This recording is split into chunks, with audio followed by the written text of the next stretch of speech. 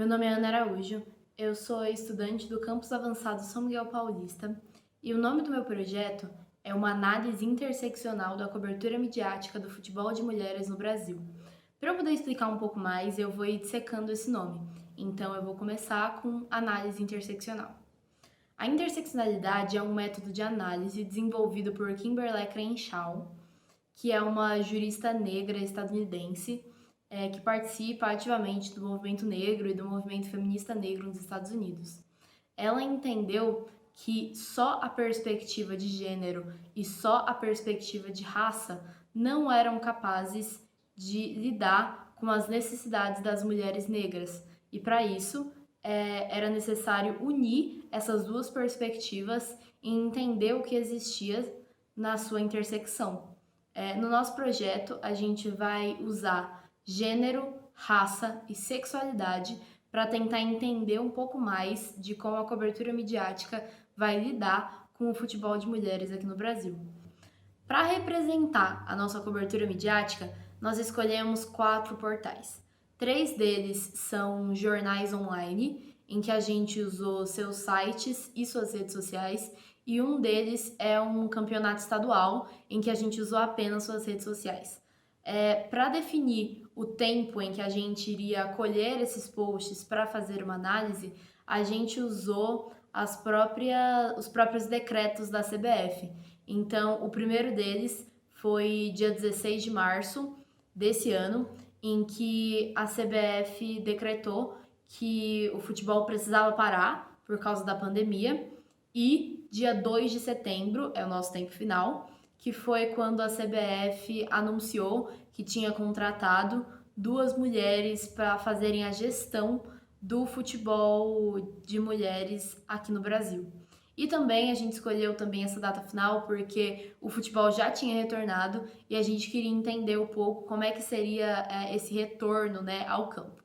Enfim, nós ainda não terminamos as análises porque a gente precisou juntar todos esses posts e categorizar eles e colocar cada um num lugar específico para conseguir analisar, então isso ainda não foi finalizado, mas a gente já tem algumas conclusões.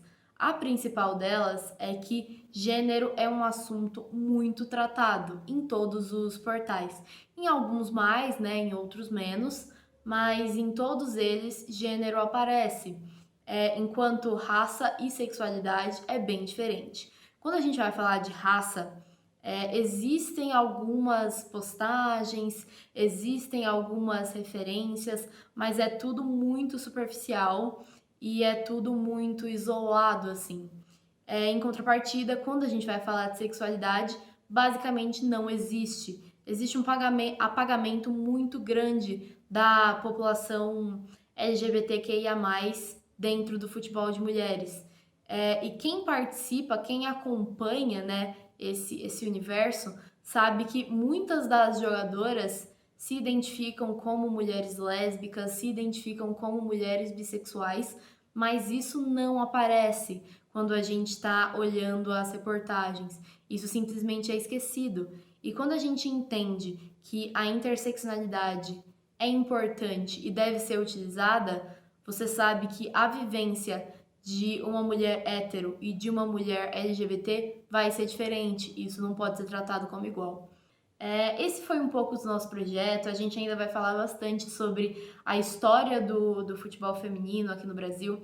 A gente vai falar bastante sobre regionalismo, então a gente vai entender as diferenças da região sudeste e da região nordeste, por exemplo. A gente vai ver que algumas são mais valorizadas do que outras, e a gente também vai entender mais como essas 3 marcadores sociais da diferença vão se relacionar com todos esses posts de todos esses portais que a gente recolheu. Eu espero que você tenha gostado e é isso.